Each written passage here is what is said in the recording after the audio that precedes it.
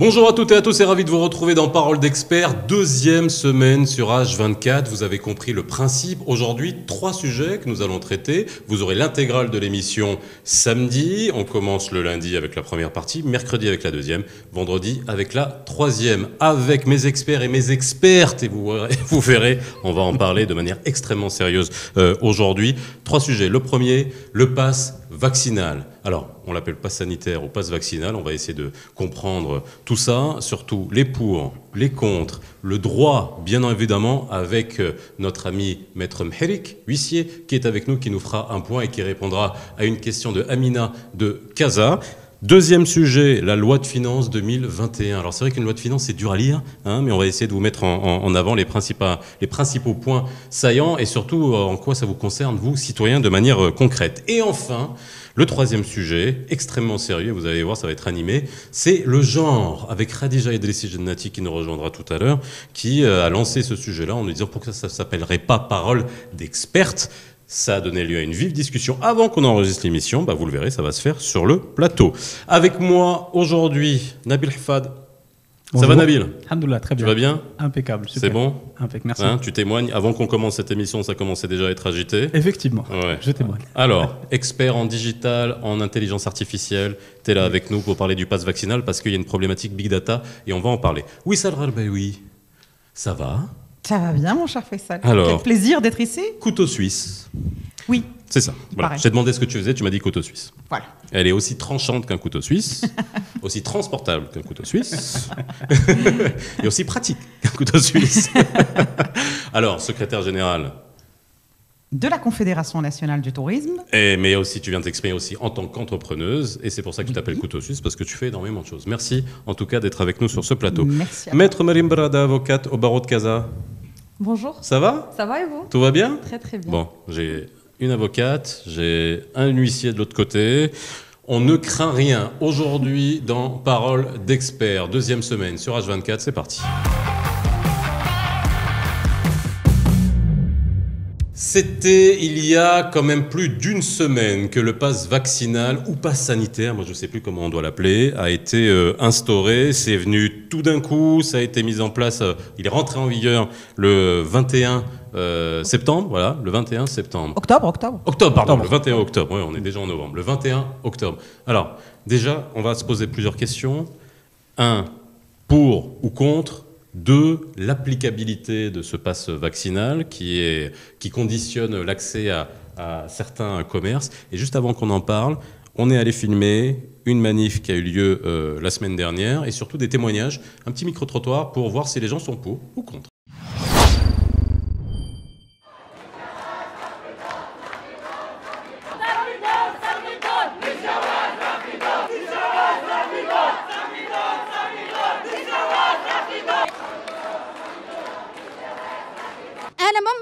وما غنمش نلقح وجواز التلقيح ما غادي يعطيوش ليا لي بنك ناخذوا فلوسنا وغنديروا مقاطعه شامله. حنا صامدون واللي لقاح ولا اللي جواز رافضون. حنا دابا محرومين من جميع الحقوق ديالنا وهذا البلاغ اللي نايض انا عمرني ما شفت بلاغ كينوض كيخرق قانون. هادشي فين كاين كيقول لك بان اللقاح راه اختياري ولكن جواز راه اجباري. حنا غنقولوا ليه باللي حنا ماشي ضد اللقاح ولكن ضد الجواز. بالنسبه لي انا مريضه، يعني عندي الحساسيه من الانتيبيوتيك كلها في الذات ديالي، ما يمكنليش نلقح. يعني كيفاش انا غنعمل مثلا دابا؟ شنو غنعمل؟ واش ما نبقاش نخرج من الدار ديالي؟ واش ما نبقاش؟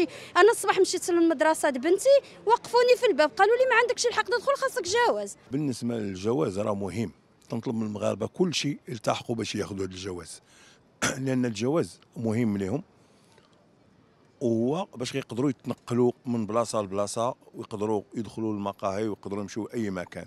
ولا كان الثالث ودعا الضروره الثالث يمشيو يديروه، ضروري يمشيو يديروه. الا بغيتي تفرض عليا جواز التلقيح وتلقحني انت كوزاره وصيه، كنهضر على وزاره الصحه، لازم تعطيني ضمانات على صحتي على المدى القصير والمتوسط والبعيد، حتى لو وقعت لي شي حاجه نلقى فين نشد. Voilà, alors on voit des avis partagés, mais aussi des réactions qui peuvent être un peu violentes, qu'on peut comprendre. Alors déjà, applicabilité, ça c'est le premier des points que je voudrais aborder. Est-ce que c'est applicable cette histoire? Oui, alors applicabilité dans notre vie quotidienne, c'est quand même compliqué. D'abord parce que je ne sais pas si tout le monde a eu le temps de télécharger son passe vaccinal / passe sanitaire. Je ne sais pas si tout le monde est équipé pour la lecture de ces documents-là. En tout cas, ce qui est certain, c'est que depuis plusieurs jours, il y a la grogne d'un certain nombre de commerces qui voient leur fréquentation baisser de manière remarquable parce que ce passe vaccinal constitue une contrainte supplémentaire de fréquentation. On va pas se mentir. Là, tu me dis pas le temps de télécharger. Bon, c'est pas ça le plus gros problème. Et Faisal, je peux te garantir... Ça prend 2 minutes de télécharger le pass. Ça prend 2 minutes, mais quand ça marche. Et c'est mon expérience personnelle. Hein. Moi, j'ai pas un pass vaccinal il arrive qui que marche. La plateforme soit down. Saturé, ouais. Alors j'ai dû le faire peut-être 6 ou 7 fois pour télécharger celui de mon épouse, parce qu'à ce moment-là, la plateforme n'était pas en mesure de répondre. Pour la simple raison que c'est arrivé au moment où on venait de l'annoncer, enfin 1 ou 2 jours après. C'était celui de ton épouse. Il y avait le rush. Ouais, celui de mon épouse. Ça fait exprès. Pour qu'elle sorte pas. Elle vient de finir son deuxième vaccin. Elle vient de finir son deuxième vaccin. Comme on peut. C'est juste une question de temps. Mais très honnêtement, moi, sur cette histoire de passe vaccinal, avant de parler du côté applicabilité, du côté technique, je trouve franchement que le nouveau gouvernement s'y tire une balle dans le pied. On va y arriver. Moi, je veux juste voir applicabilité, justement pour qu'après on puisse voir. Applicabilité très compliquée, extrêmement compliquée. Alors, ou plutôt mise en applicabilité, parce que la question... En septembre, ils avaient annoncé que le pass vaccinal allait être obligatoire.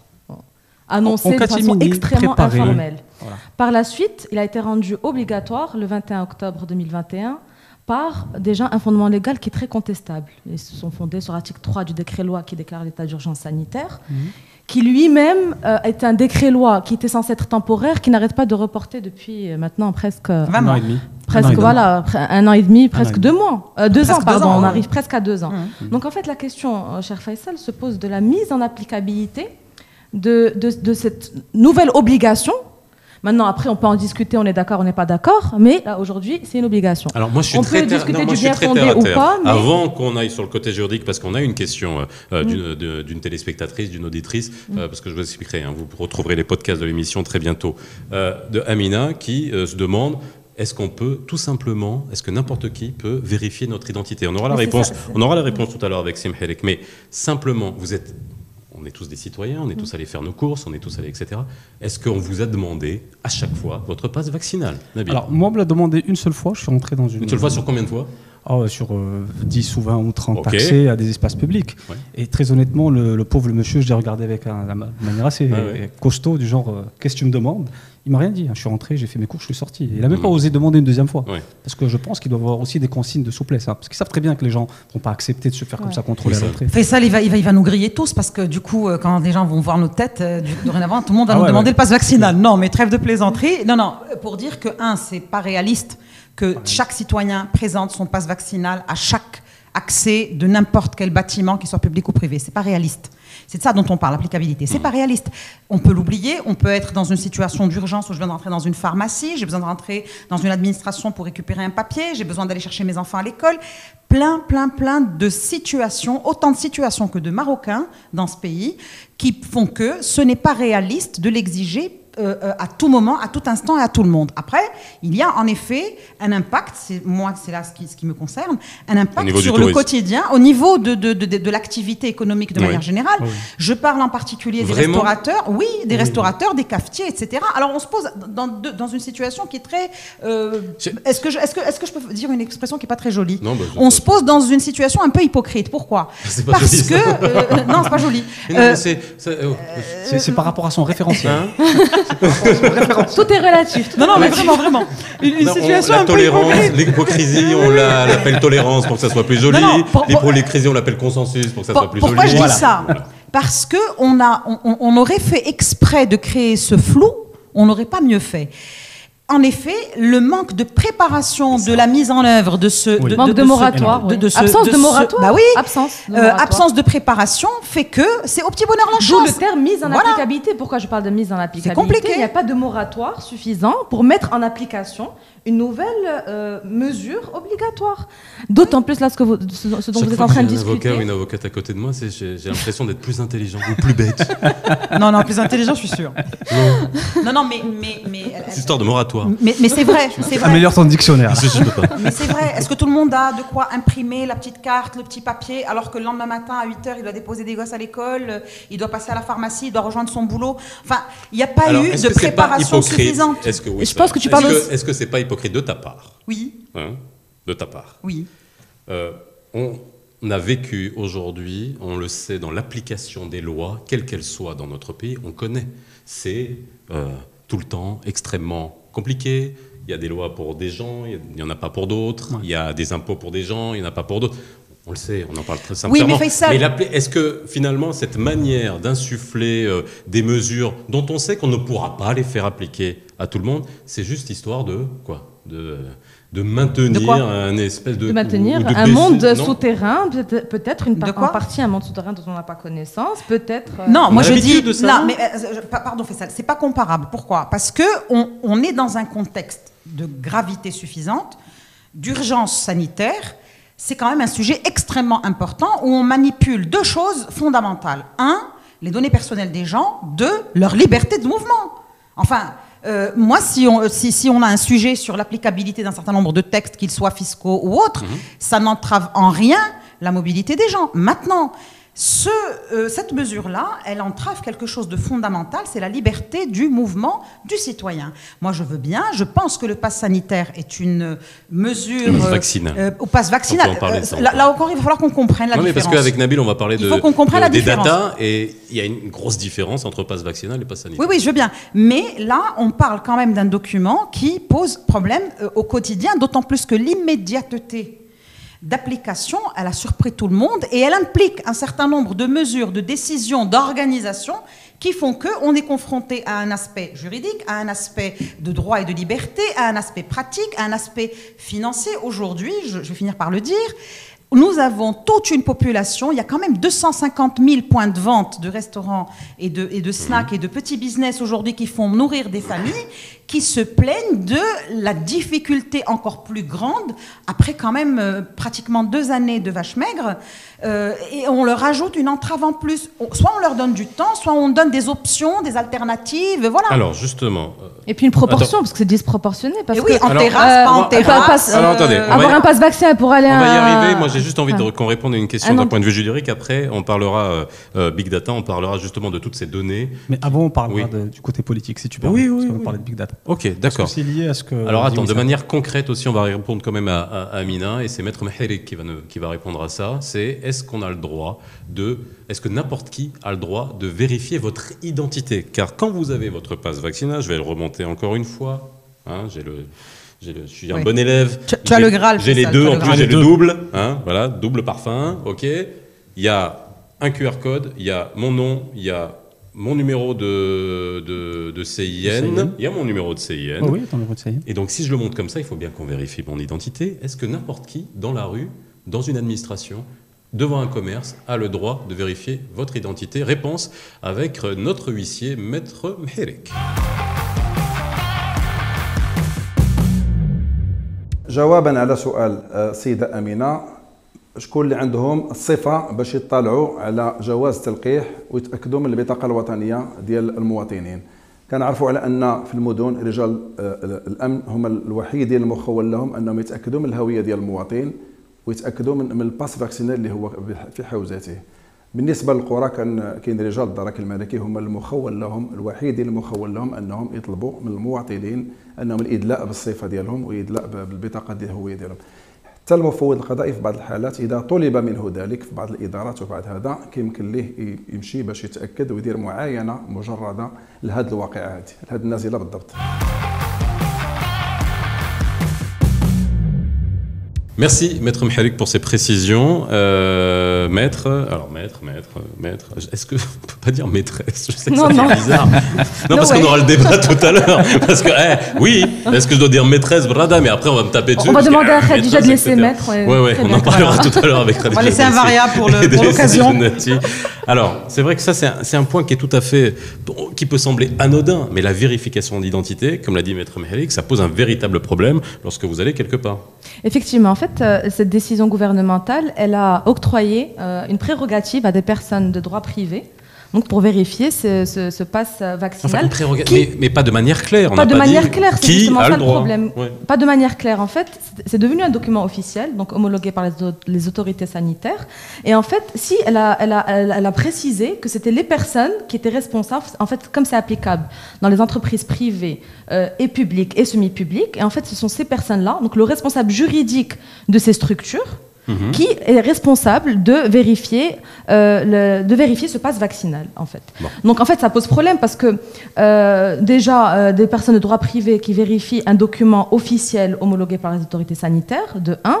De 2, comment savoir si c'est bien mon pass vaccinal? Parce que vous ne pouvez pas savoir avec un QR code, vu que vous devez forcément vérifier mon numéro de carte d'identité nationale, donc la carte nationale, pour savoir s'ils sont bien... On tourne en rond, quoi. Et vous êtes qui pour vérifier ma carte nationale, monsieur, la personne de droit privé, exactement. Voilà, vous êtes qui? Seul un agent, seul un agent public peut vérifier ma Ok, ce point, on est d'accord là-dessus. On pourra le redévelopper dans d'autres émissions sur le point précis, parce que ça, rien que ça met à l'eau à peu près tout le dispositif. Et si tu permets, Faisal, juste pour corroborer tout ça, moi je fais beaucoup d'écoutes sur les réseaux sociaux, comme tu le sais. C'est un point qui revient en force chez les citoyens. Les gens sur les réseaux sociaux, parmi les points qui reviennent vraiment en majorité sur leurs commentaires, leurs remarques, c'est oui, très bien, mais quelle faculté va avoir cette dame ou ce monsieur pour me demander à moi de lui montrer mon passe vaccinal et de lui montrer en plus ma carte d'identité. Donc c'est vraiment un point central qui dérange les gens. Vous pouvez refuser de présenter la carte d'identité nationale. Alors, j'aimerais juste rappeler encore une fois que c'est pas nouveau. Je traitais ça à la radio il y a très longtemps déjà. C'est quand on vous demande votre carte d'identité à l'entrée d'une entreprise, quand un vigile vous le demande juste autre. Non. Il n'a pas le droit de le faire et c'était clairement établi et clairement identifié comme un problème. Donc c'est pas nouveau. Maintenant, comme ça concerne tout le monde, bien évidemment, ça pose problème. Nabil, sur la manière de la mise en œuvre, après on parlera de la... Ça fait Nabil, ordre, Nabil. D'accord. Nabil. Montre-moi ta carte nationale. Betafa. Passe vaccinal, carte nationale. Parce que, il le fait en consentement. Alors. Devant maître. Je vous conseille pas. Il y a l'adresse, il y a tout. Voilà. Mais c'est ton anniversaire. Oh là. On dit joyeux anniversaire, Nabil. Merci. Voilà. Alors, tu auras la 3e dose gratuite. Alors, exact. D'un point de vue mise, alors toujours le même principe. On a annoncé ça 48 heures avant. 48 heures avant. 48 heures. Un lundi pour un jeudi. Ouais. Et quelques élèves qui l'ont appliqué dès le lendemain. On avait eu le même exemple avec la rentrée scolaire, vous vous rappelez, etc. La première déjà, puis la deuxième, bref. Oui, il y en a eu plusieurs. Oui, il y en a eu plusieurs, on a eu plusieurs épisodes. C'est quoi? C'est un mode finalement qui est acquis pour les Marocains. On considère que, voilà, c'est comme ça qu'il faut nous gouverner. Si on fait une lecture des chiffres, il y a beaucoup de gens qui sont partis se vacciner.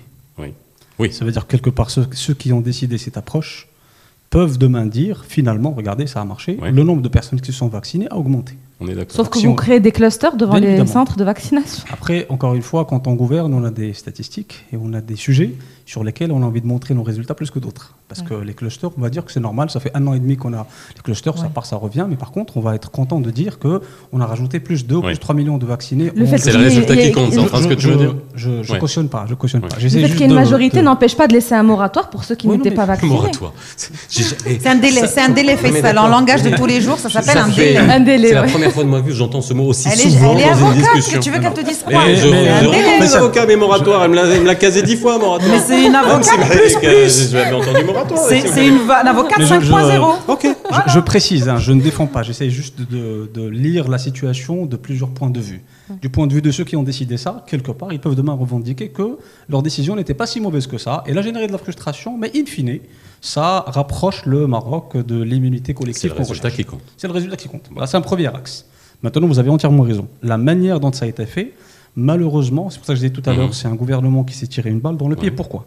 Parce qu'on a eu une phase Il y a eu des élections, et une forme d'euphorie, de l'attente, une atmosphère plutôt positive.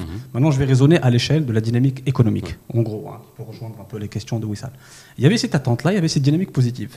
Et puis, boum, on vient et on reproduit de la même manière cette annonce-là, sans préparation, sans délai, sans tenir compte des différents cas de figure. Ceux qui sont allergiques, ceux qui doivent rentrer faire des examens scolaires, et ainsi de suite. Qu'est-ce que ça rappelle aux gens? Et ça, je fais la synthèse des réseaux sociaux.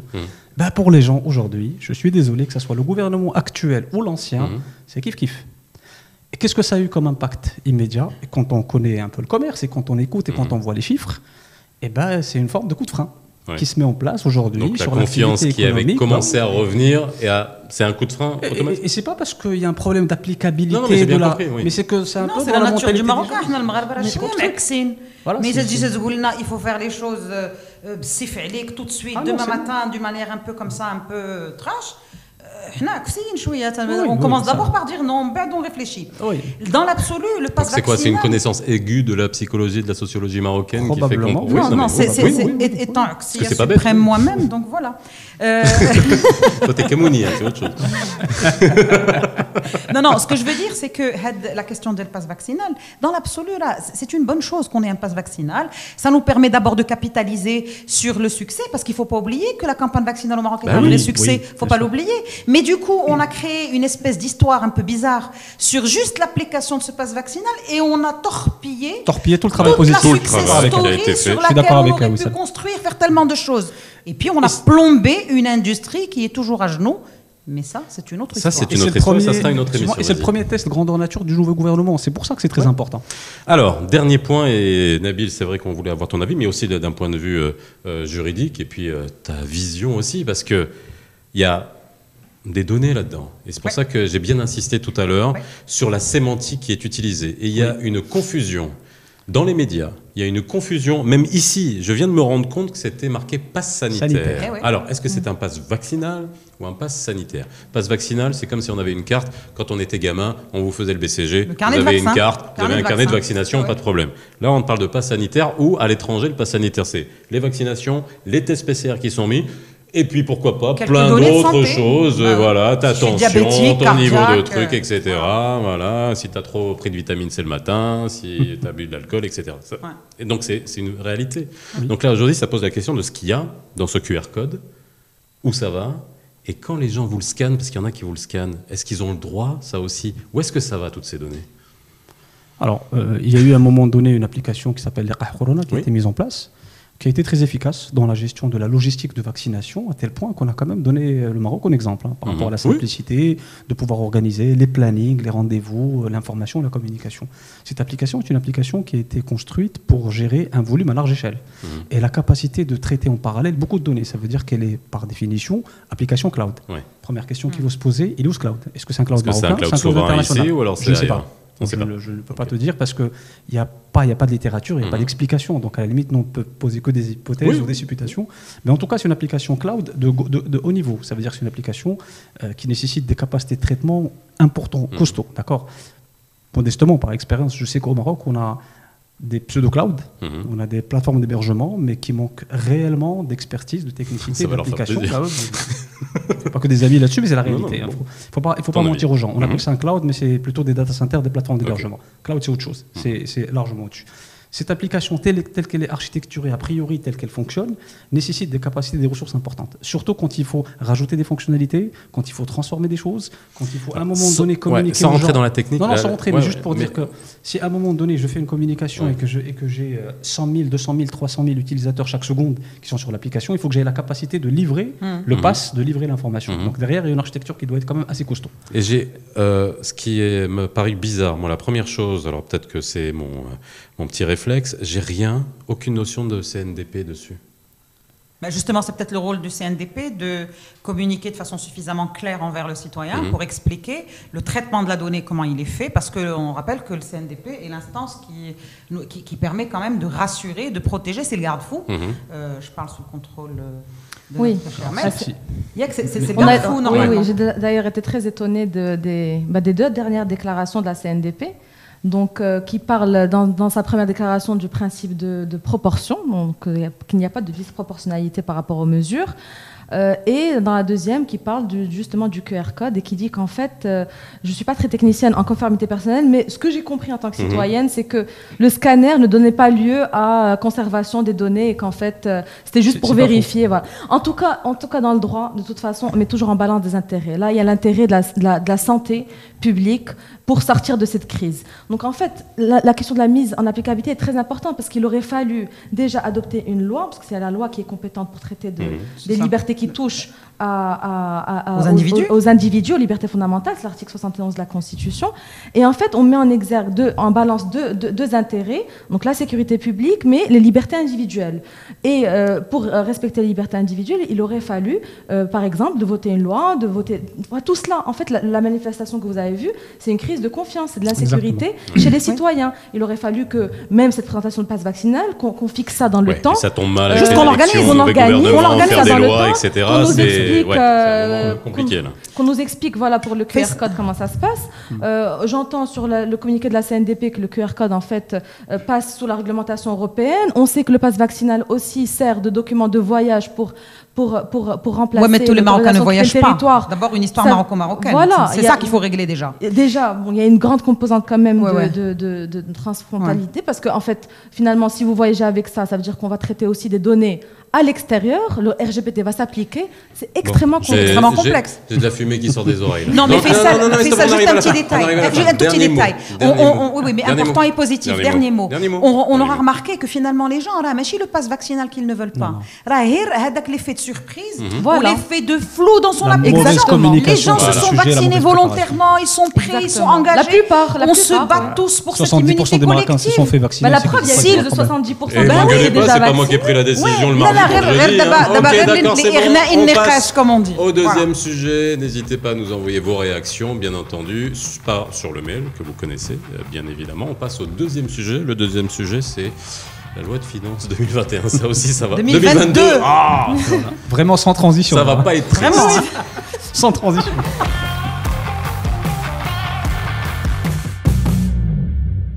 Deuxième partie de Parole d'experts. Aujourd'hui, on parle de la loi de finances 2022. Alors, est-ce que c'est une loi de finances satisfaisante ? On ne va pas avoir une lecture extrêmement technique, de haut vol, économique, pour essayer de comprendre. Moi, je veux surtout, pour que vous qui nous regardiez, comprenez, vous, en tant que citoyen, peut-être aussi en tant que chef d'entreprise, hein, si vous avez envie de lancer votre entreprise, quel impact ça va avoir concrètement ? Est-ce que ça va en avoir ou pas? Alors, nous ont rejoint sur le plateau d'autres experts et une autre experte, Ali Salhani. Enchanté. Oui. Pourquoi tu es des expertes? Oui. Non, ça, on en parle tout à l'heure. Ok. Expert en ressources humaines et recrutement. Et recrutement. Et bien sûr, on verra l'impact que ça peut avoir. À ton niveau, quelle vision tu as d'un point de vue social, d'un point de vue emploi, que cette loi de finances peut avoir? Wissal, tu es resté avec nous. Oui. Ça va ? Avec beaucoup de plaisir d'ailleurs. Mais je suis ravi. Et Khadija Dalessi Jannati, entrepreneur, spécialiste de la communication d'influence. Alors, c'est pas une influenceuse, parce que ça aussi, on pourra en parler. La différence est de taille. Oui, mais ça, on pourra en parler de cette différence. Khadija, ça va ? Très bien. Merci, ravi de t'avoir sur ce plateau. Tout le plaisir. Tu restes avec nous pour cette deuxième partie. Et pour la troisième partie, je vous expliquerai que la troisième partie de l'émission a été changée grâce à Khadija, qui, pendant la petite conférence de rédac, a amené ce sujet sur la table. Et on a changé notre fusil d'épaule. Et vous verrez, on en parlera tout à l'heure. Merci beaucoup d'avoir pris la peine de considérer le sujet et d'en faire carrément une partie de l'émission. On n'est pas obtus, on est là pour ça. Ça, c'est du teasing. C'est extrêmement important. Cette loi de finances, alors très concrètement, moi, je suis allé, concrètement, quand on me parle de loi de finances, soit on voit tous les résumés qui sont à peu près les mêmes sur tous les médias, hein, avec tout le respect que j'ai pour tous les médias, c'est normal, on fait une synthèse et on essaie de faire ressortir, mais j'ai l'impression que c'est adressé à des gens initiés, que c'est adressé aux gens de la CGEM, à certaines personnes qui comprennent bien. Moi, j'aimerais essayer de comprendre comment nous, on peut appréhender cette loi de finances. Quand vous rentrez dans cette loi de finances, vous regardez le document, je vous invite vraiment à le faire, c'est, on dirait, un plan comptable de l'État. Un plan comptable synthétique de l'État. Vous avez les ressources, vous avez des prévisions pour l'année 2022 et vous avez par ministère les ressources allouées pour le fonctionnement. Et pas complète parce que des fois je comprends pas, il y a des lignes où ça s'appelle mémoire. Après je comprends pas, peut-être que ça veut dire que c'est comme avant ou comme on a oublié ou si on a un problème de mémoire. Bref. Pour vous, cette loi de finances, elle doit servir à quoi ? En général, une loi de finances, enfin celle-ci comme c'est précédente, mais dans tous les pays du monde, un projet de loi de finances ou une loi de finances vient cadrer et donner le cap de l'action gouvernementale. En général, elle va nous montrer comment ce gouvernement compte mener son mandat, si on peut dire. Ce que tu dis, moi je ne le vois pas, moi, dans le document de loi de finances. Je ne vois pas d'orientation, je vois des chiffres. Je vois des chiffres. Alors, est-ce qu'il faut lire derrière les chiffres pour comprendre qu'il y a une orientation ou analyser ? Effectivement, aujourd'hui, le document que nous avons est un document très technique. C'est une réalité. C'est-à-dire que ce n'est pas un document qui est destiné à la compréhension du citoyen et de la citoyenne. C'est un document qui est fait avec des indicateurs, avec des chiffres que très peu de gens comprennent. Et en général, il est discuté dans la commission des finances au sein du Parlement. C'est là où il y a peut-être des échanges. Comme en général, les députés sont habitués, ils ont déjà fait d'autres lois de finances avant. Et donc, ça devient un discours. Et les députés, au final, ils comprennent aussi ? Ça devient un sujet. En principe, on l'espère. On dirait qu'il n'intéresse pas le citoyen et la citoyenne. Et moi, je pense que ça, le danger d'une loi de finances, c'est quand elle n'a pas été réfléchie dans le fond et dans la forme pour être comprise et adoptée par la population. Sincèrement, vous l'avez lu, le loi de finances, ou vous avez juste vu les principales mesures qui sont ressorties dans les médias ? Juste les principales. D'accord. On ne peut pas, parce que tu as 89 pages. Effectivement, mais toi, ce que tu... pas le temps. Non, c'est pas que j'ai pas le temps. Non. C'est effectivement quelqu'un. Il faut que ça soit quelqu'un d'initié, quelqu'un qui aime ce genre de lecture entre guillemets. Et d'ailleurs, tu as raison parce que l'image joue un rôle très très important. Quand on voit les 89 pages, on a l'impression que c'est encore une fois le bulletin officiel. Ce n'est qu'un projet, et ça t'enlève cette envie de tout lire parce qu'à un moment donné, tu trouves même pour ce qui est du blé tendre, importation des bœufs ou je ne sais quoi d'autre, etc. Des chiffres à droite, à gauche. Mais par contre. Je ne suis pas d'accord avec toi, c'est-à-dire que tu ne vois que des chiffres. Par exemple, quand on te parle des abattements qui vont toucher la retraite, ça nous parle. Quand on te parle de l'IS, quand on te parle de l'IR, quand on te parle d'exonération, ça me parle. Quand on parle, par exemple, des sportifs à qui on dit vous avez un abattement de 90% aujourd'hui et jusqu'en 2026, vous aurez des abattements, ça nous parle parce que c'est sonnant et trébuchant. Donc ça parle à travers les chiffres. Tu parles de fiscalité. Non, oui, mais attends, mais je te dis, c'est-à-dire que toi, tu dois voir, quand tu lis cela, bien sûr, il faudrait être un initié, sinon poser la question à des gens qui comprennent et qui doivent t'expliquer de manière très très simple ce qu'est cette loi de finances. Expliquez-nous de manière très très simple, qu'est-ce qui est ressorti de cette loi de finances ? Alors, on pourrait se dire qu'une loi de finances 2022, dans le contexte qu'on a traversé, aurait pu être en rupture. Moi, je vous dis sincèrement, à chaque fois que je commente une loi de finances, j'ai l'impression que c'est tout le temps des ajustements paramétriques sur les mêmes paramètres. On joue avec l'IS, on joue avec trucs, etc. Je sais pas. Oui, alors moi je rejoins un peu ta première question à Faisal. C'est vrai qu'on sait que notre tissu économique est fait essentiellement de TPME, donc c'est des petites entreprises, des petits entrepreneurs. La loi de finances gagnerait à être simplifiée en termes de lisibilité pour que chaque petite entreprise, le gars qui dirige la TPE aujourd'hui n'a pas fait Bac+8 option finance pour qu'il puisse décoder cette loi de finances. Il sait juste qu'il doit payer son IS plus cher, son IR différemment, la retraite, il ne sait pas comment la calculer, et du coup il va aller appeler des cabinets d'expertise. Et si tu me parles des TPE, l'IS, il n'en paye pas beaucoup. Quoi. Oui, non, mais il est concerné quand même par l'IR, il est concerné par les autres mesures. Je parle de manière générale.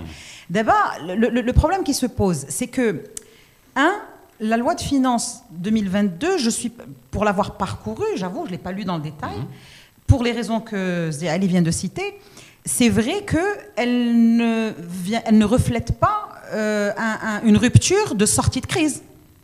Ben, je ne vois pas. Deuxième élément qui a retenu mon attention, c'est qu'on a l'impression que c'est quand même le secteur privé qui va financer les ambitions de cette loi de finances. Petit 3, et je te promets de ne pas rentrer dans les détails techniques de pourcentage et autres, parce que ça n'intéresse que les initiés. De PIB, je ne vais pas parler de croissance, je ne vais pas parler de PIB. Moi, je parle juste de faits complètement pragmatiques et réels. On sort d'une crise, on est supposé apporter des éléments boosters pour qu'en 2022, on puisse renouer avec la croissance et qu'on puisse retrouver des niveaux de croissance et d'équilibre suffisants le plus vite possible. Ce n'est pas reflété, en tout cas dans ma modeste lecture, dans cette loi de finances. 3, et j'attendrai encore mon tour dans la tournante, je ne vois aucun sujet sur l'informel. Enfin, l'informel a été un gros sujet et un gros enseignement pendant la crise. Eh ben, on n'en parle pas vraiment dans la loi de finances. Et puis, un dernier point, mon petit bonus, un secteur qui me tient particulièrement à cœur, c'est l'industrie du tourisme. On a une page et demie, allez, 2 pages dessus avec business as usual. C'est incompréhensible. Alors, c'est le point de l'informel. Je sais qu'on ne va pas faire le débat sur l'informel, mais quand même, quand une loi de finances est faite, quand on est dans des pays, on va dire, à économie développée, où l'économie est en majeure partie, parce que même en France, il y a un peu d'informel, mais bon, la proportion est extrêmement faible. Au Maroc, grosso modo, selon les études du FMI, les chiffres qu'on peut avoir, c'est entre 40 à 60% de l'économie qui est considérée comme informelle, même dans la zone MEDA au Maroc. Donc cette loi de finances, elle concerne qui? 40% de l'économie? Et le reste, il faudrait une autre loi de finances pour l'informel? Là, alors il faut que l'on soit d'accord. Toute loi de finances, tant que le Maroc n'a pas découvert du pétrole et du gaz, toutes nos lois de finances seront les mêmes. Une loi de finances, oui. On sait ce qu'on gagne au niveau de l'impôt, on sait ce qu'on a, et on sait ce qu'on doit dépenser. Mais on est toujours déficitaire. Est-ce que cela veut dire qu'on ne va pas... Il y a quelque chose qui s'appelle la création de valeur. Je suis d'accord avec toi. Et donc aujourd'hui, dans un contexte post-Covid, d'abord vous avez parlé de l'informel, je ne reviens pas dessus, il y a eu énormément d'apprentissage. On est passé par une période qui est très particulière et tous les jours, surtout pendant les 6 premiers mois de la pandémie, chaque jour était un enseignement nouveau. Et aujourd'hui, il y a des secteurs qui souffrent toujours des séquelles de la pandémie. Et non seulement il fallait leur venir en aide, et donc il fallait que ça soit incarné clairement dans la loi de finances, mais il fallait aussi réimaginer, faire une gymnastique qui ferait en sorte à prémunir ces secteurs d'une situation aussi catastrophique en cas d'une autre situation de crise qui pourrait arriver à n'importe quel moment, sanitaire ou autre. Et donc, théoriquement, une loi de finances est censée, donner permettre de réaliser le programme du gouvernement, auquel cas il faut que ce programme soit clairement défini et partagé, et de deux, elle doit être capable d'aider à mettre les jalons d'une ambition sur 5 ans. Ben aujourd'hui, on n'a pas l'impression que cette loi... Si vous me dites que cette loi de finances s'inscrit dans la continuité parce qu'on n'a pas de pétrole, je pense qu'on a raté quelque chose. On a raté quelque chose, d'autant plus que, moi, pour corroborer ce que vient de dire Khadija, quand on parle de création de valeur et quand on parle d'éléments boosters avec une petite innovation pour pouvoir redynamiser l'économie. On va prendre le secteur qui est un secteur de service, le secteur du tourisme, c'est pas très compliqué, ça demande pas des investissements, ça fait 20 ans qu'on fait des investissements. Et bien, il faut qu'on mette un petit coup de boost qui ne nécessite fort heureusement pas d'investissement particulier. Il suffit simplement de donner de la lisibilité, de la visibilité aux opérateurs. On réouvre le Maroc sur les marchés et on redynamise. C'est demain matin qu'on crée de l'emploi. Voilà comment on utilise un secteur à part entière qui emploie 1,5 million de Marocains, qui représente 20% des exportations, qui peut lui-même être contributeur à réaliser les ambitions de cette loi de finances. Alors, l'ambition, moi, quand on lit, encore une fois, les synthèses qui ressortent, je vois une réforme de l'IS, encore. Bon, c'est ça qui ressort. C'est une réécriture comptable, a fait ça, on est d'accord. On va l'expliquer, parce que ça aussi, c'est les gens qui ne dirigent pas d'entreprise, ils se disent, ok, l'IS, c'est quoi? Moi, je ne suis pas concerné, je suis salarié, ou alors j'ai pas de boulot, ou alors, etc. Moi, ça ne me concerne pas, ça concerne un certain nombre d'entreprises. Et puis, on parle de création d'emplois. Alors, et là, j'aimerais poser une question. On a dit quoi? 1 million d'emplois? 1 million sur 5 ans, 200 000 par an, 28 000 et des poussières dans le public. Mais ça, c'est du net, ou on considère tous les emplois qui ont été détruits pendant la crise? Je pense que c'est du brut. Parce que... il faut poser la question. C'est hors taxe. Mais la création, c'est du brut. Mais la création d'emplois pour cette loi de finances, c'est je crois, 27 000 ou 27 000 emplois. 27 000 postes qui devraient créer. 28 000, je pense. 28 000. Je crois 27 000, c'est vite. 26 680, donc c'est 27 000 postes. Alors, je vous donne mon point de vue. Précis. Ah ben oui, je vous donne mon point de vue en tant que professionnel. Alors, excusez-moi, je t'excuse. Création de 250 000 postes d'emploi pour les petits métiers, particulièrement les jeunes qui ne disposent pas de compétences pour avoir accès au marché du travail en 2 ans à compter de 2022, pour un budget, parce que c'est important, de 2,25 milliards de dirhams. Mais c'est de l'emploi ou de l'auto-entrepreneuriat? J'ai aussi envie... Très bonne question, Wissam. On peut poser la question. On calcule l'investissement. Alors, d'accord. Non, j'en viens aux 27 000 postes qui seront créés dans l'administration. Alors, je vais vous parler avec la casquette de chef d'entreprise ou conseiller de d'entreprises. Alors pour moi, peut-être que les gens ne vont pas aimer, c'est une aberration totale. Nous avons déjà 900 000 fonctionnaires. Dans une entreprise, comment ça se passe? Qu'est-ce que l'on fait au niveau civil? 900 000 fonctionnaires civils. Je ne parle pas des militaires. Oui, je ne parle pas. Alors 900 000 fonctionnaires civils. Nous avons une administration pléthorique. Elle nous coûte pratiquement du 14 milliards de dollars annuels, 140 milliards de dirhams, le tiers de la dette extérieure marocaine. Marhaba, il n'y a pas de souci. 100% du budget. Non. Mais moi, je me dis, ma réflexion, comment elle est? Normalement, au lieu de créer 28 000 postes, parce que là, c'est vrai, si vous voulez faire du social, c'est bien beau, mais il faut bien payer, il faut bien financer ces postes-là. Alors, au lieu de créer 28 000 postes, on aurait pu voir au niveau de toutes les administrations. Bien sûr, je ne vais pas venir prendre quelqu'un et lui dire viens faire médecin, c'est impossible. Mais au lieu de dire cela, bon, écoutez, vous, est-ce qu'il y a une administration qui est pléthorique, par exemple, je ne sais pas, une concertation, et puis en interne, on essaie de faire du recrutement en interne au lieu de recruter en externe parce que ça coûte beaucoup d'argent et je ne sais pas comment ils vont financer ça. Mais par contre, alors je vais finir avec cela, et croyez-moi, c'est pas pour cela jouer populiste. Ce que je découvre, c'est que dans les 26 680 ou 27 000 postes, on va arrondir, ma chère Wissal, tu as 200 postes qui sont créés pour les personnes handicapées.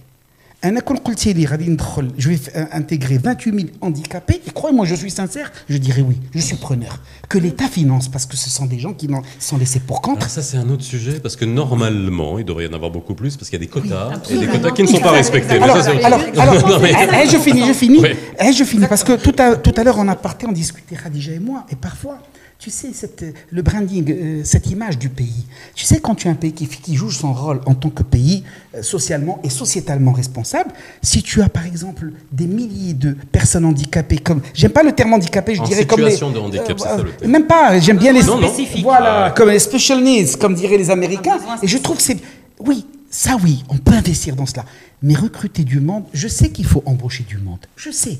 Mais je le dis à nos citoyens et citoyennes, un proverbe avant nous. Non, le proverbe c'est tout à l'heure. لا نقولوا لك قال له تكحز قال له ظهر الحمار قصيور. Donc ما عندوش من غتجيب الفلوس.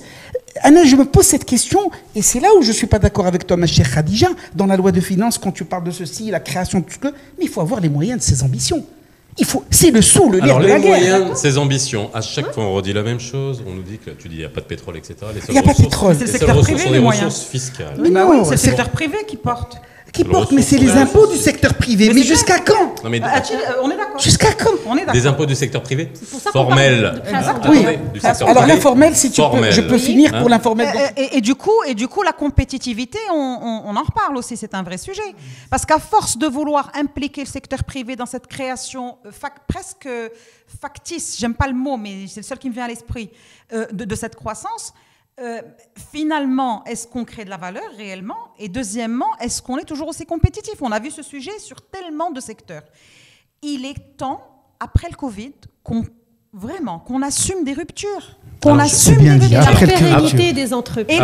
Et la durabilité des investissements, leur pérennité. Avant qu'on parle de rupture, parce qu'il y a aucun d'entre vous n'a mis en évidence un truc évident, dont on a parlé, dont on a eu les résultats, dont on a lu les rapports, ou pas, c'est le nouveau modèle de développement. Est-ce que cette loi de finances, ce nouveau modèle de développement dont on attendait une rupture, justement, une disruption, appelez ça comme vous voulez, et là je reprends encore une fois cette mesurette, entre guillemets, de l'IS, juste pour qu'encore une fois que les gens comprennent. On était passé d'un impôt sur les sociétés, qui est un impôt que payent les sociétés bénéficiaires, d'accord. Avant, c'était passé à un progressif, donc 10%, 20%, après 28, bref, peu importe. C'est des maths. Vous gagnez jusqu'à 300 000, vous allez payer 30 000. Et de la tranche de 10 à 20, et ben vous allez payer... en fait, ça se rajoute. C'est une logique par palier. C'est repassé à des tranches à 300 001, vous passez à un autre barème. Donc c'est ça qui s'est passé là. On est bien d'accord. Est-ce que ça sert à quelque chose? Ça sert à affaiblir encore plus un tissu économique qui est déjà ratatiné par la crise depuis 2 ans. Qui est déjà faible à la base. Et en plus, après le Covid, on a Khadija, qui est faible structurellement, par le poids de l'informel. Absolument.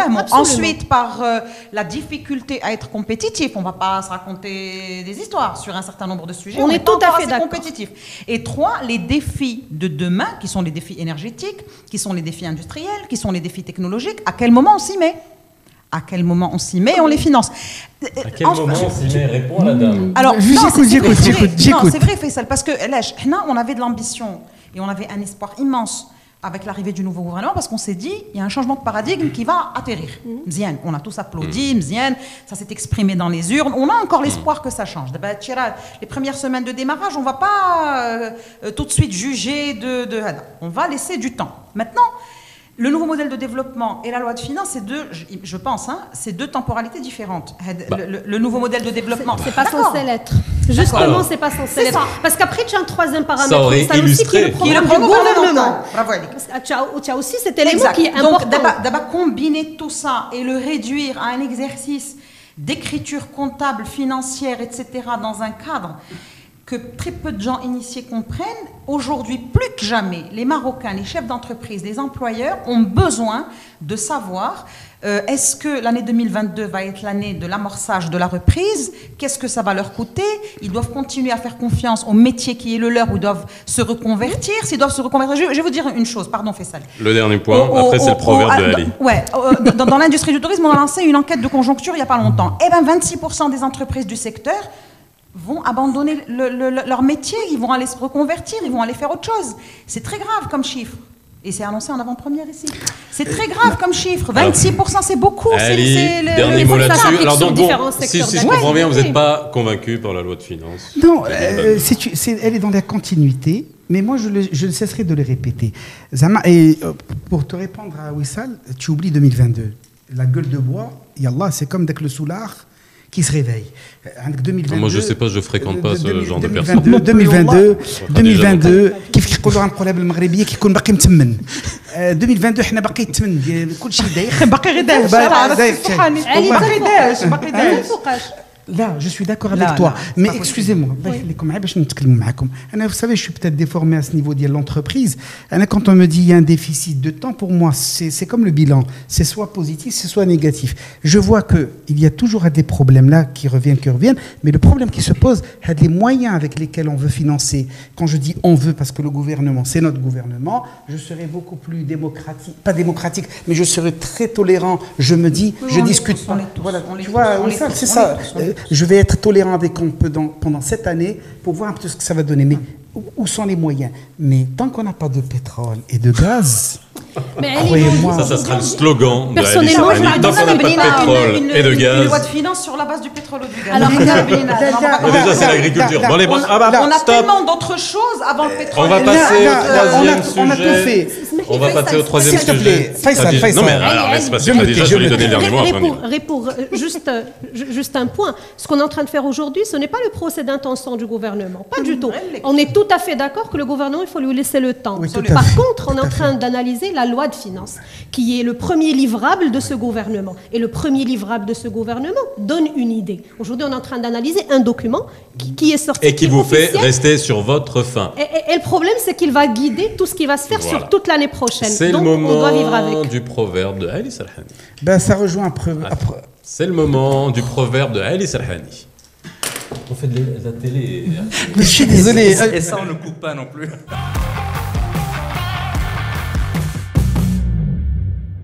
Écoutez, concernant le proverbe, c'est toujours en rapport avec ce que je vous disais tout à l'heure, avoir les moyens de ses ambitions. J'aime bien comment tu souris, mon cher Faisal. Parce que tu m'en as dit juste avant. D'accord. Wissal nous en a dit juste avant, mais on ne dira pas plus. On va pas le dire. Alors, il y a un proverbe marocain que j'adore, c'est quand vous demandez des trucs, il dit zid ma zid dqiq. Et ça s'arrête là. Merci Ali. Voilà, fin de la deuxième partie de cette émission Parole d'expert. On passe à la troisième partie.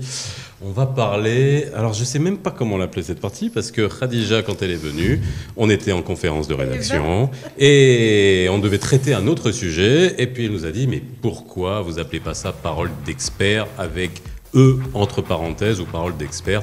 Vous avez compris la notion de genre, de représentativité de la femme et d'inclusion peut-être linguistique aussi, tu nous en parles. S'en est suivi un débat sans fin avant qu'on commence et on s'est dit, on va faire cette troisième partie là-dessus. Voilà, c'est ça la troisième partie.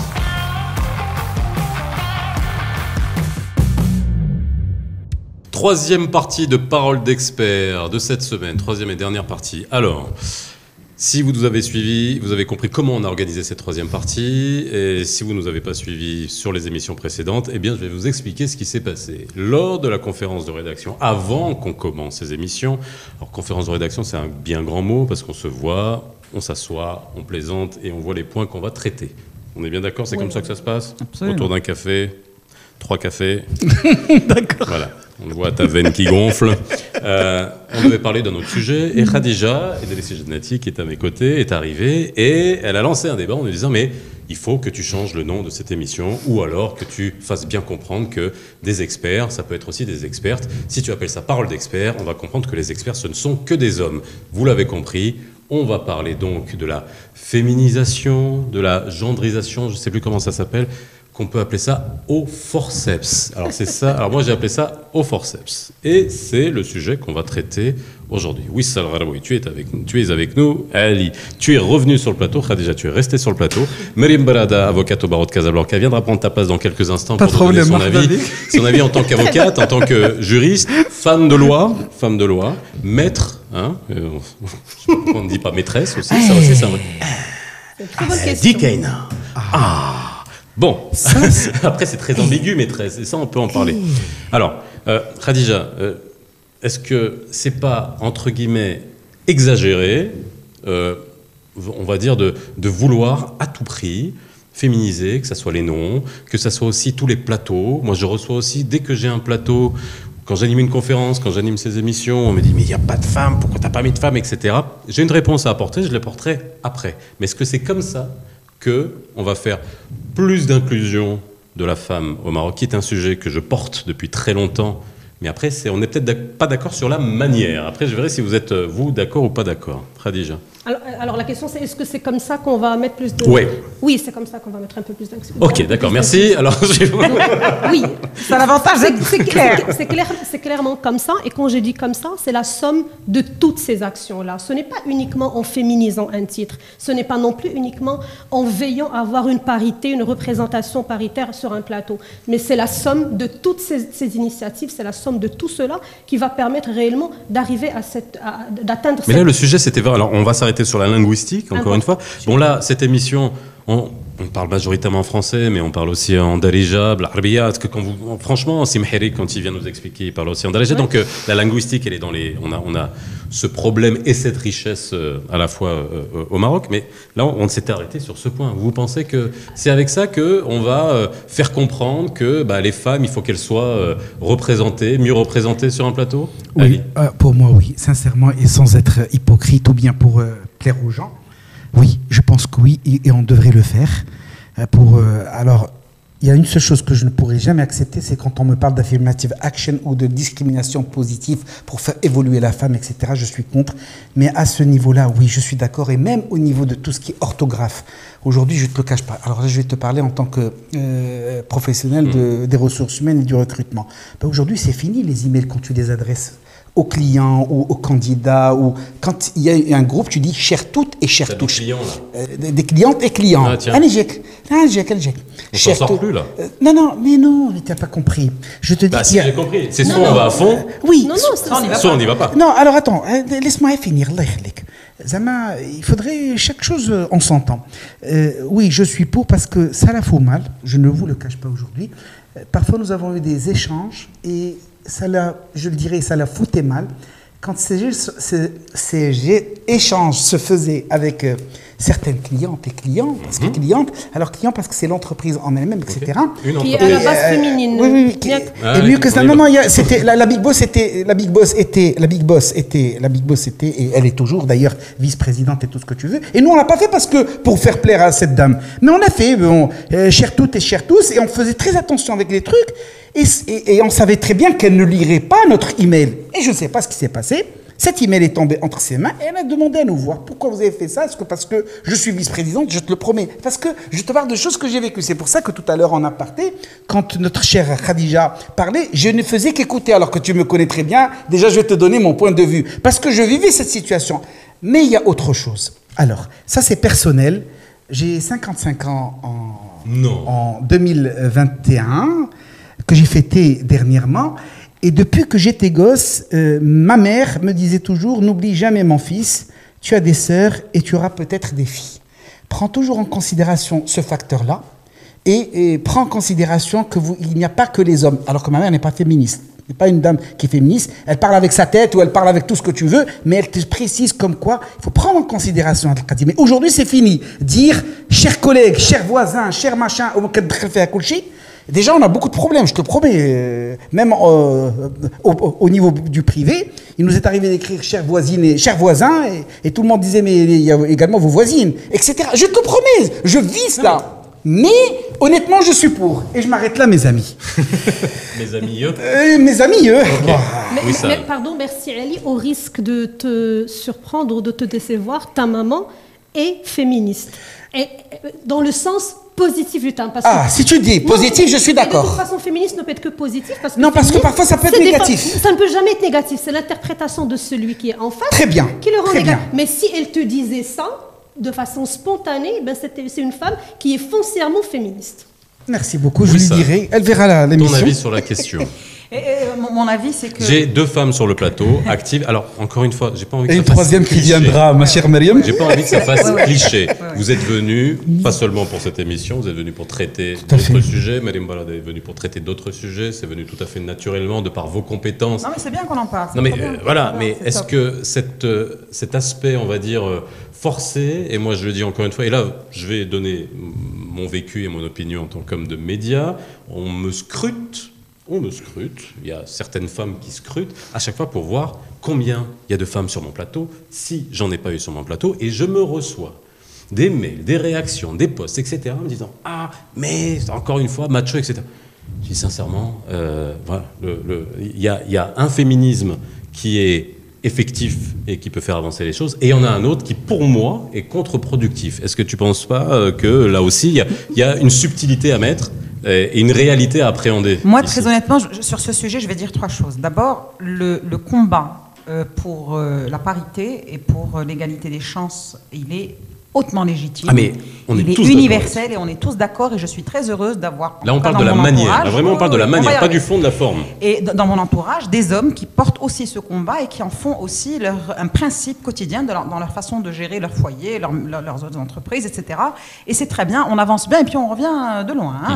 Génération plus, mais on plus y est loin. encore. Hein. On revient de loin, on s'est pas fini, le combat est long, etc. Et je suis d'accord et je comprends tout à fait l'insistance de la très talentueuse Khadija sur ce sujet-là, parce que c'est important que l'on porte ce genre de sujet. Maintenant, moi, je suis pas, je suis dans le combat effectif, sur l'effectivité des actions qui feront que on sera dans ces objectifs-là et dans ces cadres-là qui, un jour, vont faire qu'on n'aura même plus besoin de distinguer est-ce que je la recrute parce que c'est une femme et parce que ça fait bien. Vous savez, moi, ça me fait de la peine de dire que à chaque fois, pour les élections, pour les postes au gouvernement, il faut un quota de femmes, il faut... Oui, Anna, si on me recrute juste parce que c'est une femme, je veux pas. Ça m'intéresse pas. Et qui, en plus, dans notre cas, tu parles de politique que vous connaissez bien, c'est souvent très artificiel. Évidemment, mais c'est pour ça, Faisal, c'est pour ça que je te dis. Faisal, si on va me recruter, ou là on va me confier une responsabilité, ou là on va m'inviter à un débat, ou là juste parce que je suis une femme, Anna, je suis pas d'accord. Pourquoi ? Parce que je ne veux pas, là, je ne veux pas qu'on réduise, je veux qu'on fasse ce distinguo entre la compétence et la pertinence d'une personne intrinsèquement, quel que soit son genre, et son genre. Enfin, pour moi, je rejoins un peu... je n'aime, par exemple... T'allais dire je rejoins Faisal. Dis-le. Oui, je rejoins Faisal. Je n'aime pas le 8 mars. Je n'aime pas le 8 mars. On l'a tellement stigmatisé, stéréotypé, on donne des fleurs, des chocolats. Mais à quel moment dans le code de la famille, il y a marqué il faut donner du chocolat et des roses aux femmes? Enfin, à quel moment? Il y a tellement de façons dans la loi de finances, de garantir... Il y a tellement de façons de garantir la dignité, la présence chance des femmes est d'utiliser, d'exploiter leurs compétences. Elles sont brillantes, elles sont multitasking, elles sont présentes, elles sont efficaces, aussi bien que beaucoup d'hommes. Donc le jour où on n'aura plus besoin de faire ce distinguo, on aura gagné le combat. Maintenant, أنا بعدا كاين واحد العملية حسابية سهلة أنا ما تنفهمهاش. ياك تنقولوا بأن démographiquement les femmes elles sont supérieures en nombre par rapport aux hommes. ياك حنا كتارات مزيان. Ou moite-moite, مزيان. ياك تنقولوا بأن dans le parcours scolaire universitaire les femmes réussissent mieux, étudient plus, elles sont plus diplômées. ايوا وعلاش هاد لي فام ملي كنوصلوا لا فري في وملي كنوقفوا على الصح الصحيح بان تيخصهم ياخذوا المسؤوليه وخصهم يخدموا وخصهم لا تنوليو هذيك مرا ما يمكنلهاش حيت كتولد حيت كتحبل حيت عندها مسؤوليه حيت تقبل دارها علاش الراجل ما ساكنش في هذيك الدار راه حتى هو خصو يقبلها. On est tous dans cette maintenant ça c'est sur le fond. Et j'ai la chance d'être maman de garçons. Et j'ai la chance d'avoir vécu aussi dans une famille où c'est toujours très équitable et on ne fait pas ce distinguo. On parle en responsabilité, en obligation, en droit, en devoir. On ne parle pas en tu es une fille, tu as tel type de droit, tu es un garçon, tu as tel type de droit. C'est le Maroc de demain qu'on est en train de construire. Le Maroc du 21e siècle doit absolument faire des pas plus importants, plus exprimés, mais pas dans les formes. Pas en rajoutant des E quand il s'agit de rajouter des E, et encore moins entre parenthèses. Please, Faisal, ne mets pas entre parenthèses. Et parce que ça, il a une symbolique. أنا ما بغيتش هذاك le E entre parenthèses. أنا بغيت expert et expert. مثلا هي ما كيكونش entre parenthèses. ولكن أنا ما بغيتش entre parenthèses. أنا لحقاش dans la symbolique. إلا جيت أنا ma féminité qui s'exprime dans le E غادي نديرها entre parenthèses. أنا je vais traduire la symbolique. Ça s'écrit pas entre parenthèses, ça s'écrit entre deux points et ça s'appelle tout simplement. Entre deux points. Ça s'appelle l'écriture. Alors mais je pense qu'on a compris le sens. Pour moi, je fais partie de ceux qui veulent mener à leur façon de ceux et celles, de celles et ceux. Non, mais je fais le choix. Si on veut être rigoureux ou rigoureuse, je fais le choix personnel et assumé d'utiliser les pronoms impersonnels au pluriel. C'est mon choix.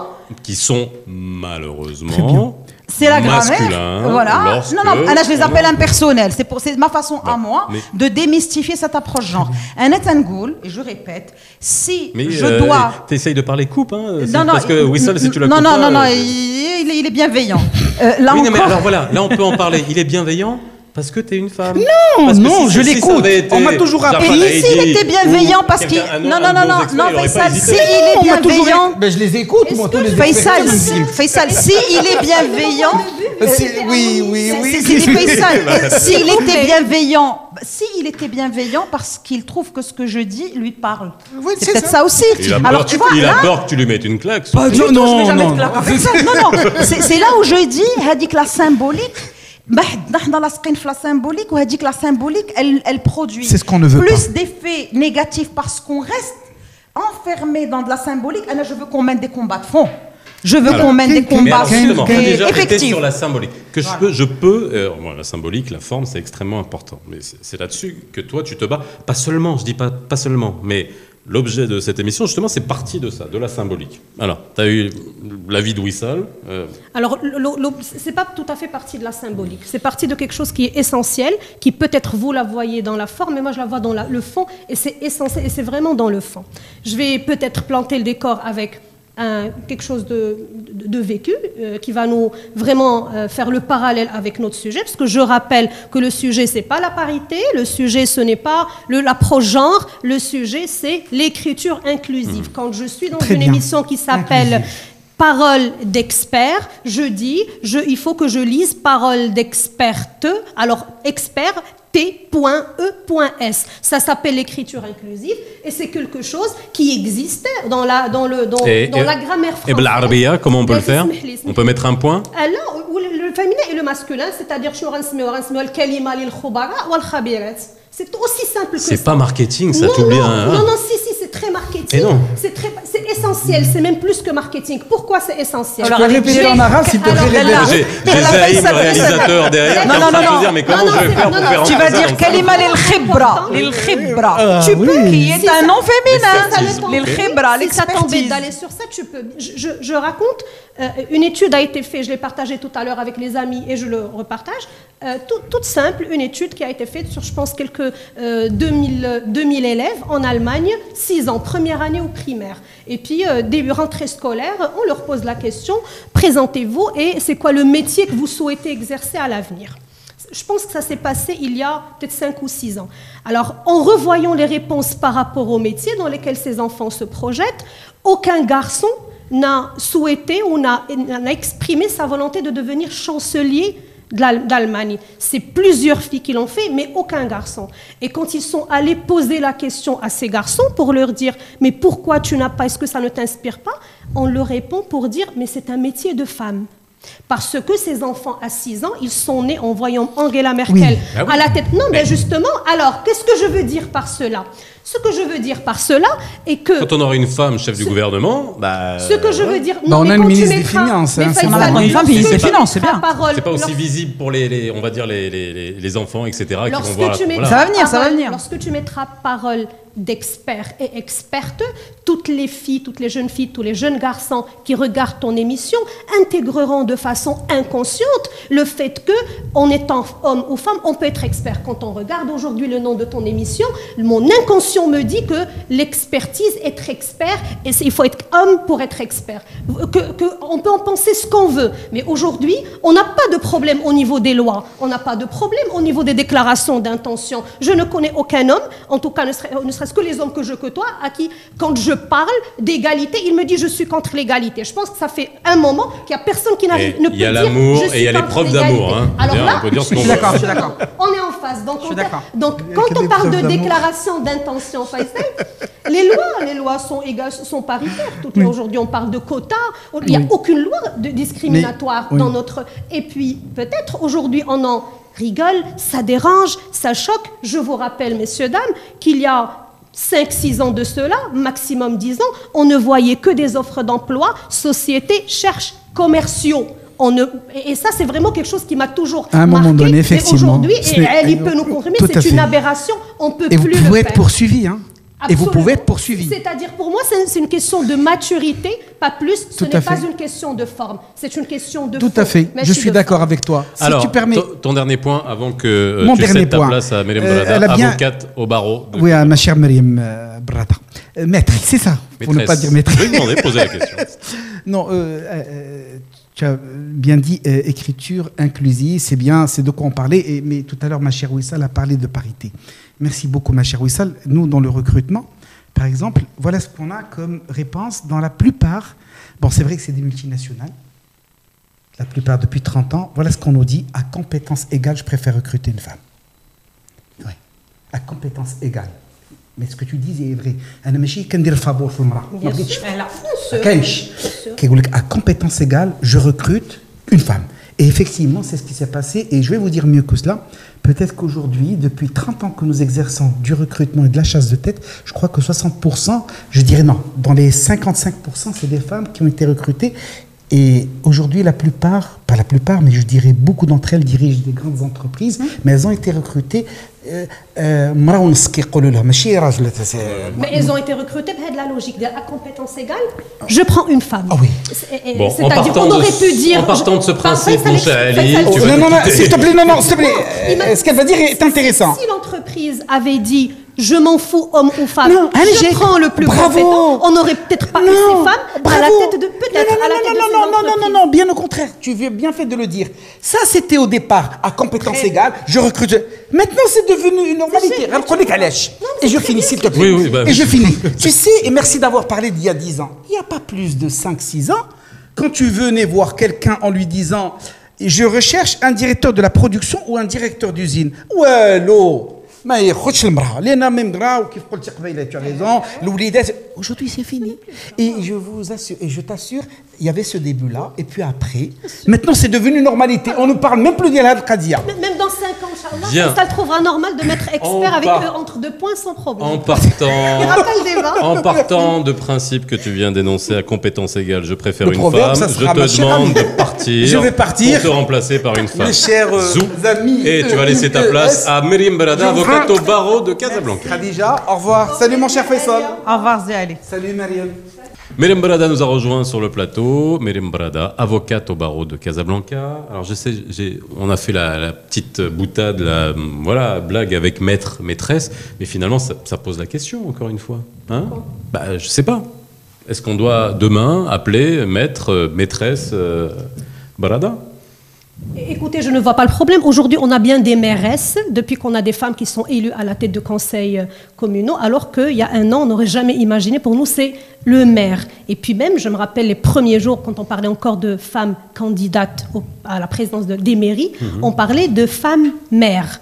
Mais il a suffi qu'elle soit élue et que peut-être un ou deux médias aient utilisé le mot mairesse. Mais aujourd'hui, on parle des femmes, on parle des mairesses de Casablanca, Marrakech et Rabat. Alors, si je voulais que maître Barada ou maîtresse Barada, ça fait bizarre, hein, ouais, quand ça même. Fait très bizarre. C'est moi qu'on puisse dire. Voilà. D'un point de vue, alors déjà dans le milieu juridique et encore plus au Maroc, qui a été très longtemps accaparé par les hommes, mais là, finalement, moi, franchement, je ne vois absolument plus la différence, tellement je vois d'avocates. On a beaucoup d'avocates au barreau, dans tous les barreaux du Maroc. On a beaucoup de juges femmes. Oui. On a aujourd'hui une nouvelle loi pour les femmes adultes aussi. Et puis, on ne manque pas de mesures sur la représentativité des femmes dans les postes de direction, dans les gouvernements. Voilà, je suis très contente de l'avancée des femmes au Maroc. Comme disait Wassila tout à l'heure, on vient quand même de très loin, il faut le rappeler. Wissal, pardon. On est obligé de rajouter un A maintenant, tu vois. Pour féminiser un peu. T'as surféminisé. on vient de très loin et donc, je fais moi-même partie d'une association qui prône donc la représentativité des femmes dans les postes de gouvernement et dans les postes de direction, dans les entreprises, etc. Et alors, qu'est-ce qu'on fait dans une association pareille pour essayer justement de... Là, on est en train de parler de langue française, en fait. Ouais. On est en train de parler... Moi, je suis adepte de choose your battles, en fait. Choisis tes batailles. Et ça reste que mon avis. Je suis très respectueuse du travail que fait Khadija, qu'on ne présente plus aujourd'hui. Toutefois, pour moi, il y a des batailles pour moi, ça reste vraiment que mon avis. Et c'est même pas mon avis en tant qu'avocate, c'est vraiment mon avis en tant que citoyenne, en tant que personne humaine. C'est que voilà, c'est un sujet qui, pour moi, peut créer un effet inverse. Voilà, j'appelle ça l'effet inverse. L'effet inverse, c'est quoi? L'effet inverse, c'est quoi? C'est en fait, je veux, au fond de moi, défendre un droit ou un intérêt. Et en fait, en mettant l'exergue sur la lacune de ce dont je suis en train de parler, je précise cette lacune. Alors qu'en réalité, il n'y en a pas. Par exemple, dans le cas d'espèce, c'est parole d'expert. Moi, en tant que femme, je me sens complètement concernée. Je n'ai même pas relevé que, en fait, ça pouvait parler que d'hommes. Je n'ai même pas honnêtement relevé. Pour moi, parole d'expert, c'est la langue française qui inclut les hommes et les femmes à partir du moment où il y a les deux genres qui sont là. Mais en fait, c'est juste vraiment, c'est limite pratique, en fait. Pratique, léger, agréable. Voilà, parole d'expert, pour moi, je ne ressens pas le besoin de mettre en lumière l'absence du mot « eux », parce que pour moi, je me sens déjà inclus dedans. Et je pense que j'aurais peur que les femmes tombent dans ces combats où, en fait, c'est comme si elles allaient défendre un droit qui était déjà acquis. Pour moi, c'est un droit acquis. Les experts, c'est les hommes et les femmes. Enfin, je ne vais pas défendre un droit acquis. Pourquoi je défendrais un droit qui, pour moi, est acquis? C'est pas mettre la charrue avant les bœufs. C'est-à-dire qu'à partir du moment où, quand on aura, et ce que je souhaite de tout mon cœur, une véritable représentativité naturelle, qu'on acceptera aussi qu'une femme soit aussi incompétente qu'un homme à certains postes politiques ou d'entreprise, parce que là aujourd'hui, on demande souvent aux femmes d'être au top pour accéder au même poste de responsabilité qu'un homme pour qui on va peut-être excuser une incompétence. C'est un débat qui fait sens. Oui. Voilà. Et qu'après, naturellement, parce qu'il y aura énormément de femmes dans un secteur donné. Moi, j'ai découvert que dans le secteur des assurances, on pourrait se dire que le secteur des assurances, c'est bon, voilà. Il y a énormément de femmes dans le secteur des assurances. Peut-être que demain, ça viendra tout à fait naturellement que, dans la banque que ça aussi, soit la grammaire dans la banque, etc. Que ça suive parce que ça sera naturel. Mais le faire dans le sens inverse. La charrue avant non, pas du tout. Absolument pas. Au contraire, moi je pense que ce qu'on est en train de faire, c'est le bœuf aussi. Pourquoi? Parce que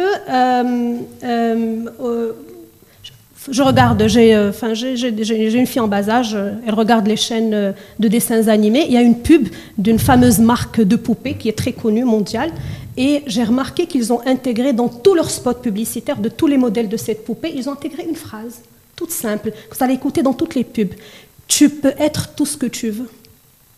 Rien à voir, c'est comme un slogan qu'ils ont ajouté. Ça, il y a une autre implication derrière avec ça. C'est pas le même message. Ça suppose que je peux pas être qui est loin d'un message qu'on peut avoir ici. Ça suppose que je ne peux pas être tout ce que je veux. C'est une réalité quand on voit aujourd'hui, et je vous invite vraiment à voir. Il y a un travail que font des associations sur des étudiantes, collèges et lycées au Maroc, et on voit les biais inconscients qui sont installés chez ces filles. Automatiquement, quand on lui pose la question sur son métier d'avenir, elle va s'orienter vers des métiers dit de femme et elle va pas oser d'autres métiers. Elle va dire oui, j'adore les sciences, mais parce qu'on pense que les sciences et la recherche, c'est des métiers d'hommes. Pourquoi? Parce qu'on ne voit pas beaucoup de scientifiques femmes. C'est exactement ce que tu disais. Tu me parlais du secteur de l'assurance. Et pourquoi je dis qu'aujourd'hui, c'est un débat essentiel. Féminiser les métiers, entre autres, c'est une manière de dire aux filles que vous pouvez aussi exercer ces métiers. Peut-être que ça ne s'applique pas sur des métiers qui sont aujourd'hui très investis par les filles ou les femmes, mais il en reste beaucoup encore. Les métiers liés aux nouvelles technologies, très peu de femmes et donc de jeunes filles choisissent. Myriam Brada, je ne pense pas que petite, quand elle s'est dit je vais devenir maître Brada, elle va dire c'est fait que pour les hommes. En fait, là, on est en train de parler de deux sujets différents. Le premier débat, ce n'est sûrement pas moi qui vais vous contredire sur le fait que les femmes doivent avoir les chances d'accéder aux postes qui sont à la base masculins. Je suis la dernière personne à pouvoir vous dire le contraire, vraiment. Comment vous le faites? Comment je le fais? Je le fais, mais déjà par l'éducation.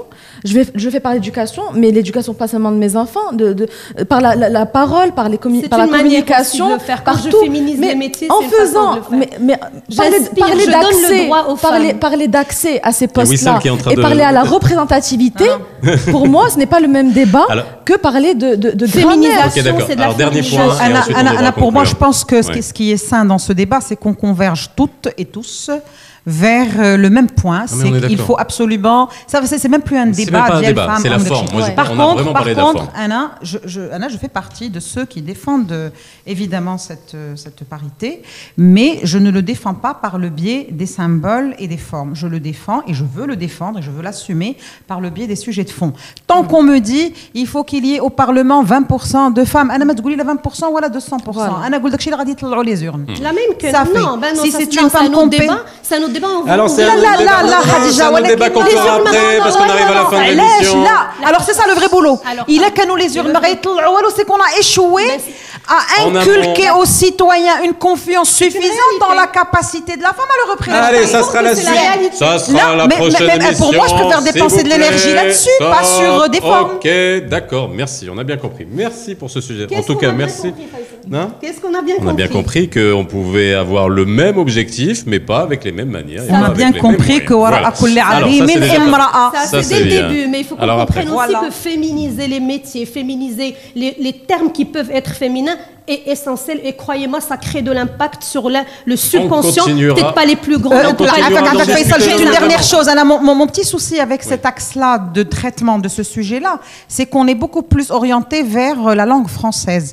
En anglais, le problème ne se pose pas. En arabe, le problème se pose beaucoup moins. En espagnol, le problème ne se pose même pas. Si l'émission portait je suis désolée. Là, l'émission n'est que le prétexte. Dans l'absolu.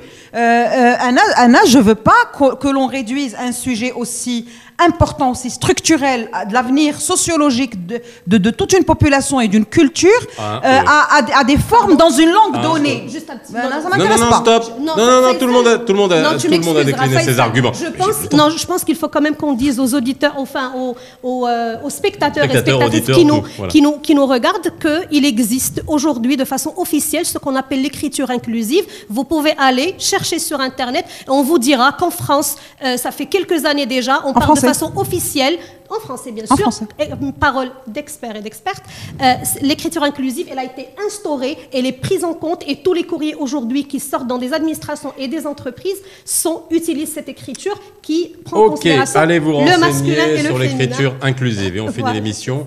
Ali Selhani étant parti, eh bien, on a donné la relève à Wissal Lararbaoui pour son proverbe.